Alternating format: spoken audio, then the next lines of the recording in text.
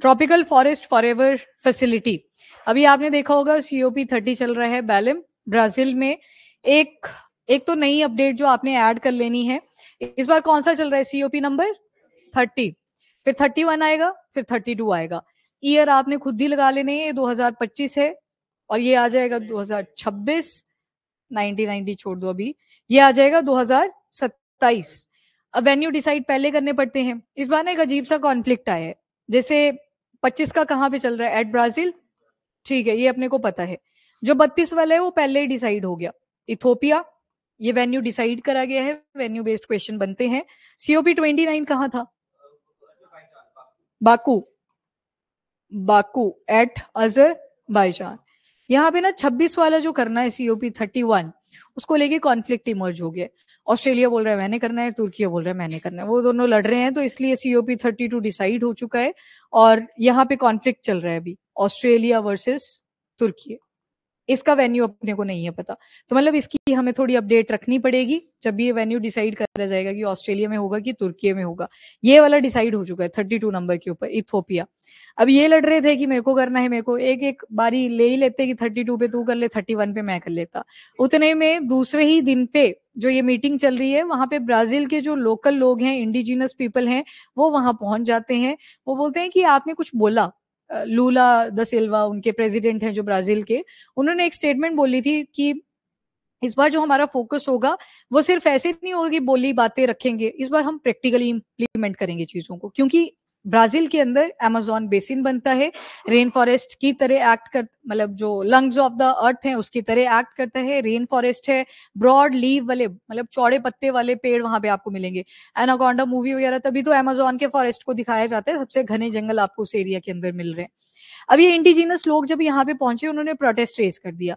Protest किस चीज को लेके करा कि बिना इंडिजिनस पीपल के आप कैसे इस चीज को अप्लाई कर पाओगे, मतलब इंडिजिनस लोगों को इंक्लूड करो इस मीटिंग के अंदर।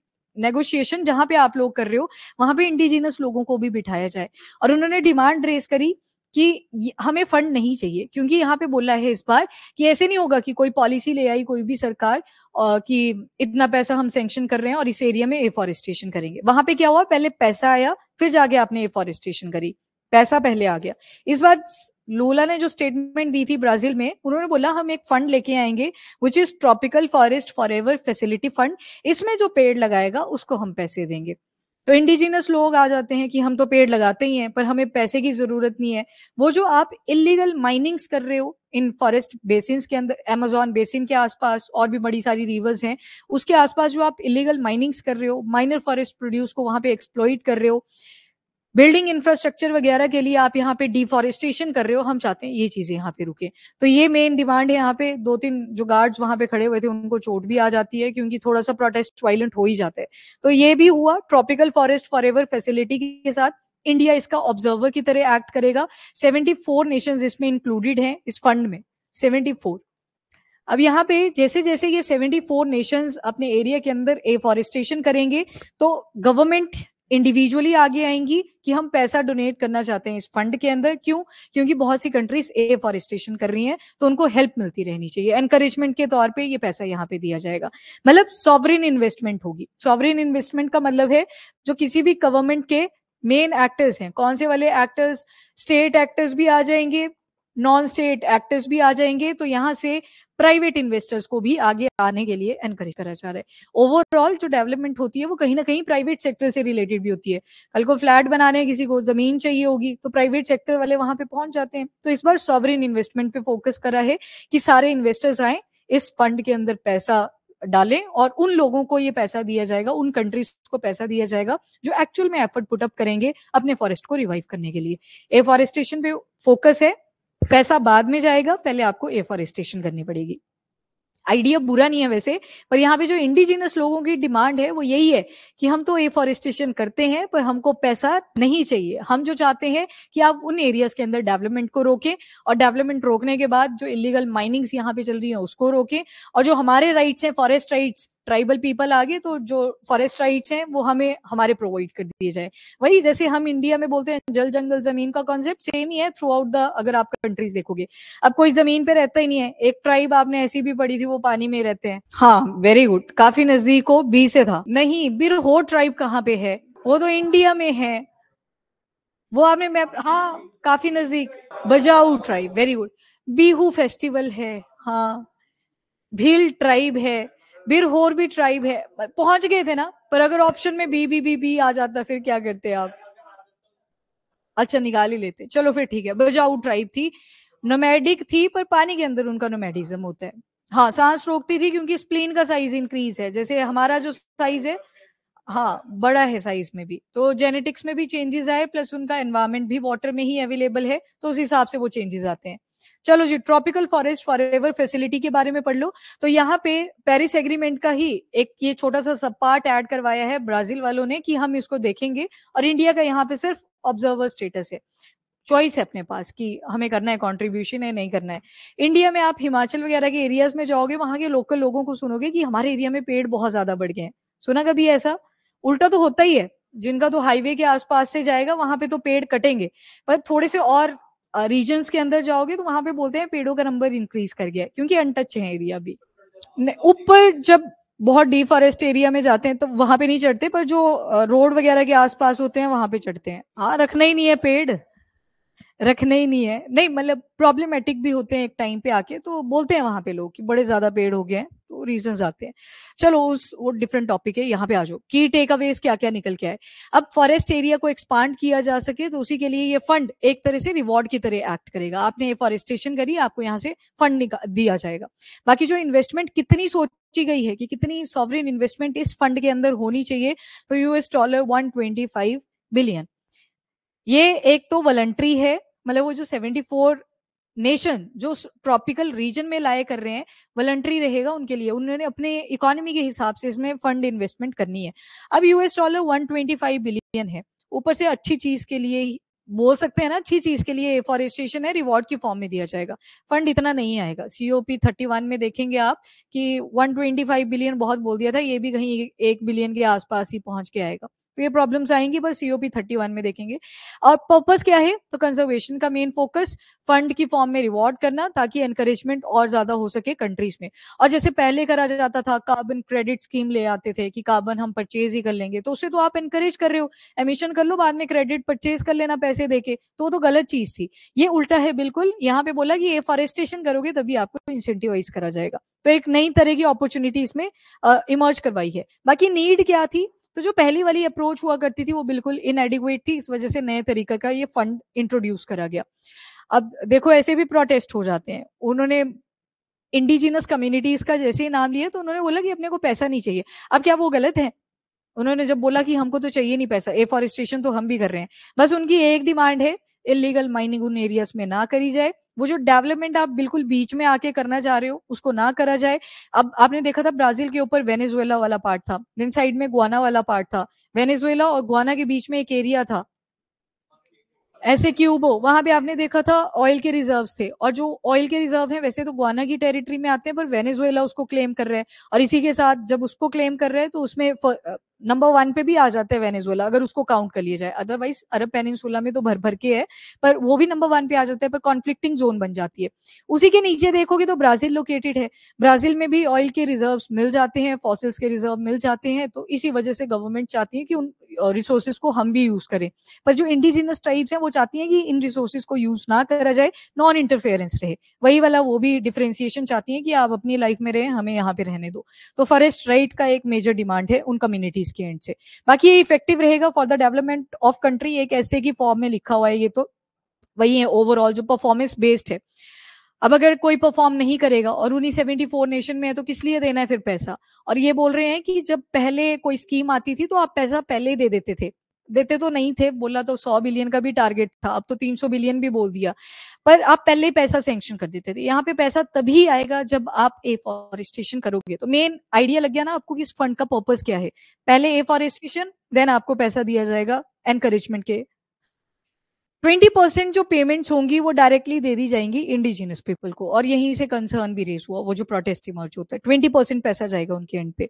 बाकी 70 से ज्यादा ट्रॉपिकल कंट्रीज इसमें इंक्लूड हैं, टोटल 74। अब क्या चीजें आपको ध्यान में रखनी पड़ेंगी अगर ये पैसा लेना है? ऐसे ना हो कि आपने बड़ी ज्यादा डिफॉरेस्टेशन कर दी और उसके नाम पे बोल रहे हैं कि हम पेड़ भी लगा रहे हैं, पेड़ को तैयार होते होते टाइम लगता है, तो इन्होंने एक रेट बता दिया कि अगर आपकी कंट्री में एनुअल डिफॉरेस्टेशन रेट 0.5% से बिलो है उसके एरिया के रेन फॉरेस्ट के हिसाब से, जो भी एबीसीडी कंट्री है, अगर 0.5% से रेट नीचे है तभी आपको ये एनकरेजमेंट मिलेगी फंड की फॉर्म में। रिलायबल, ऑडिटेबल और ट्रांसपेरेंट मॉनिटरिंग सिस्टम रहेगा। ये सारे बोलते हैं, जब हम भी स्कीम लेके आते हैं इंडिया में तो हम भी यही बोलते हैं ना कि ट्रांसपेरेंसी रहेगी, अकाउंटेबिलिटी रहेगी। बाद में मना कर देते हैं कि नहीं देते इन्फॉर्मेशन, बोलो क्या कर लोगे तुम। तो इन्होंने ये बोला कि ये जो हमारा सिस्टम रहेगा बिल्कुल मॉनिटर करेगा सारी चीजों को, कि ये रेट से एक्सीड करेगा तो कोई यहाँ पे मॉनिटरी हेल्प आपको नहीं मिलेगी, डिस्पाइट इसके अगर आपने एफॉरेस्टेशन भी करी है। बाकी इस मैकेनिज्म में जो रिसोर्सेज हैं उनकी एलोकेशन इंडिजिनस पीपल को भी दी गई। पैसे का 20% वो इंडिजिनस पीपल को जाएगा डायरेक्टली। और इनिशिएटिव चार्टर रहेगा, इसमें एक डॉक्यूमेंट होगा जहां पे ये 74 नेशन आगे आएंगे कि हम इस पे सिग्नेचर करना चाहते हैं, तो अगर हम एफॉरेस्टेशन करते हैं तो उस केस में हमें भी पैसा मिले। ट्रांसपेरेंसी, अकाउंटेबिलिटी स्टैंडर्ड को मेंटेन करा जाएगा। ये प्रोसीजर है, बस यहां से एक स्टेटमेंट बन सकती है। डिफॉरेस्टेशन रेट कितना बताया था इस फंड के अंदर। अब ये डिफरेंट, ये इसको रहने दो, अदर क्या क्या डिफरेंसेस हैं। तो पहले क्या होता था, गवर्नमेंट ग्रांट्स दिया करती थी, उसमें भी सबसे ज्यादा यूएस देता था। ट्रम्प आया, उसने बोला मैं जा रहा हूँ, सबसे ज्यादा पैसा तो मैं ही दे रहा हूँ, वो निकल ही लिया वहां से। कार्बन क्रेडिट बेस्ड इंसेंटिव दे दिए जाते थे, आपने एमिशन तो करे पर अपने कार्बन किसी ऐसी कंट्री को बेच दिए जहां पे एमिशन ज्यादा नहीं थे, फिर वो अंडरग्राउंड उस कार्बन को रिजर्व कर लेते थे, वाटर के अंदर रिजर्व कर लेते, क्योंकि ओशन भी किस तरह एक्ट करते हैं, एज अ कार्बन सिंक की तरह एक्ट करते हैं। तो पहले के जो थीम्स थी, जो एजेंडास हुआ करते थे, वो डिफरेंट थे। इंडिया ने बोला कि मैं बहुत खुश हूं as an observer status attend करके। वेन्यूज न्यूली अपडेटेड है, ये वाला थोड़ा हमको ध्यान में रखना पड़ेगा, क्योंकि यहाँ पे सवाल बन सकता है, ऐसी कॉन्ट्राडिक्टरी सी चीज आती है तो बन जाती है ऐसी। एंड में शायद हो जाए मीटिंग के डिसाइड कि तुर्की में होगा कि ऑस्ट्रेलिया। चलिए, ये प्रोटेस्ट की कुछ विजुअल्स हैं जो इंडिजिनस लोगों ने वहां पे प्रोटेस्ट करा। अब यहाँ पे जो याद रखने वाली बात है, एक है कौन सी वाली कम्युनिटी आई थी, तूपी नाम्बा कम्युनिटी। सीधा आएगा सवाल कि Tupinamba community was in news. Tribals आते हैं, आपको पूछा जाता है कि कौन से एरिया में ये रहते हैं। जैसे बजाऊ ट्राइब आपने पढ़ी थी, फिलीपींस आपको पता है, पर वाटर बॉडी आ जाएगी तो कौन सा सी था, हाँ सुलू वाला था, और साउथ चाइना सी की एक छोटी सी वो ब्रांच थी। तो यहाँ पे आ गई तूपी नाम्बा कम्युनिटी। और कौन सी, ब्राजील के कौन से रिवर के साइड में ये रहते हैं, तो तापाजोस। अब अमेजोन बेसिन तो बहुत बड़ा है, वहां पे और भी बहुत सारी रिवर्स हैं। तापाजोस करके एक रिवर है ब्राजील के अंदर, वहां पे ये लोग रहते हैं, इंडिजिनस पीपल। और इन्होंने एक ही चीज रेस करी है कि ये जो क्लाइमेट फाइनेंस के बारे में बात करी आपने जरा, कि हमको 20% मिलेगा जो इंडिजिनस पीपल हैं, हमें पैसा नहीं चाहिए, हम अपनी लैंड्स को फ्री चाहते हैं फ्रॉम एग्री बिजनेस। इवन आज के टाइम पे हम पढ़ते हैं ना बार बार, एग्री टेक, फिनटेक, इन सारी चीजों को मर्ज कर दिया जाएगा, पर पर्पस क्या रहेगा, एक्सपोर्ट का। तो वो जो बिजनेस के हिसाब से आप यहाँ पे अलग वैरायटीज ग्रो करवाते हो, वो नहीं हम चाहते कि हमारे एरियाज में हो। प्लस ऑयल के लिए एक्सप्लोर कर रहे हैं, डीप माइनिंग्स चली हुई हैं, इलीगल माइनर्स वहां पे अवेलेबल हैं, इलीगल लॉगर्स हैं। लॉगर्स कौन आगे, जो पेड़ों को कट कर रहे हैं इलीगल तरीके से। तो ये सारी चीजें हम चाहते हैं कि इसको अवॉइड करा जाए। अब ऐसा नहीं है कि सिर्फ एक ही कम्युनिटी इन्वॉल्व थी, इसी कम्युनिटी के अंडर बाकियों ने भी इनको जो, हाँ वही बता रही थी मैं, कि जो तूपी नाम्बा कम्युनिटी है ये अकेले नहीं आए हैं, और भी जो आसपास की कम्युनिटी है, जैसे इंडिया में आप भिल ट्राइब पढ़ते हो, देन आपकी संथाल आगे, तो डिफरेंट नेम्स होते हैं पर उनके रिश्तेदार तो होते हैं आसपास में। तो इसी नेम के अंडर ये प्रोटेस्ट रेस करा कि कौन सी कम्युनिटी है हम, तो आंसर इज तूपी नाम्बा कम्युनिटी। तो ओनली वन नेम, इसी नेम के अंडर और भी ट्राइब्स ने इनको ज्वाइन करा हुआ है जो अमेजोन बेसिन के आसपास रहते हैं। रिवर कौन सी है, Tapajos river. Tapajos river was in news, कौन से कंट्री में आएगी, तो आंसर इज ब्राजील। ये चीज याद रख लेना। बाकी जो इंडस्ट्रीज हैं, जितने भी बड़े बड़े स्टेक होल्डर्स हैं, वो कॉन्टिन्यूसली एनक्रोचमेंट कर रहे हैं फॉरेस्ट वाले एरिया में, हम चाहते हैं ये चीजें भी रुके। चलो, बाकी कार्बन सिंक देखोगे रेन फॉरेस्ट में, तो 340 मिलियन टन तक का कार्बन सिंक सिर्फ वो अमेजोन वाला बेसिन ही एक्ट कर लेता है, रेन फॉरेस्ट ही एक्ट कर लेता है। तो मिटिगेशन इज वेरी इंपॉर्टेंट। और इसी के साथ जब उन्होंने अपने एरिया की बात करी ब्राजील की, साउथ ईस्ट एशियन कंट्रीज के भी नाम लिए, वहां पे बोर्नियो, मेकोंग, ये सारी रिवर्स आ गई अपने साउथ ईस्ट एशिया वाले, कंबोडिया, थाईलैंड, वहां से निकलती हैं ये रिवर्स। तो इन एरियाज में भी सेम ही प्रॉब्लम आ रही है कि इंडिजिनस लोगों को बाहर निकाला जा रहा है और वहां पे डेवलपमेंट के नाम पे गवर्नमेंट एनक्रोचमेंट कर रही है। तो अपना तो बोला ही, अमेजोन वाला आ गया, कॉन्गो वाला बेसिन कहाँ पे आ जाएगा, अफ्रीकन यूनियन, और यहां से फिर एशिया की तरफ जंप करा, मेकोंग, बोर्निया, हाँ जो बिल्कुल ऐसे आता है, कंबोडिया रिवर है, रिवर है, हाँ, हाँ, ये वाली मेकॉन्ग, और ये ड्रेन आउट कर जाती है आपके बिल्कुल स्ट्रेट ऑफ जो मलक्का बनती है उसी के पास, साउथ चाइना सी के अंदर ड्रेन आउट करती है। तो ये साउथ ईस्ट एशिया तक की इन्होंने बातचीत करी है। एक ही कम्युनिटी, वन नेम यूज करा, एग्जाम्पल मल्टीपल दे दिए। इंपॉर्टेंट है, प्रोटेस्ट प्रोटेस्ट के बारे में तो नहीं पूछेंगे, हाँ डिमांड्स आपसे पूछी जा सकती हैं कि क्या मेन डिमांड थी।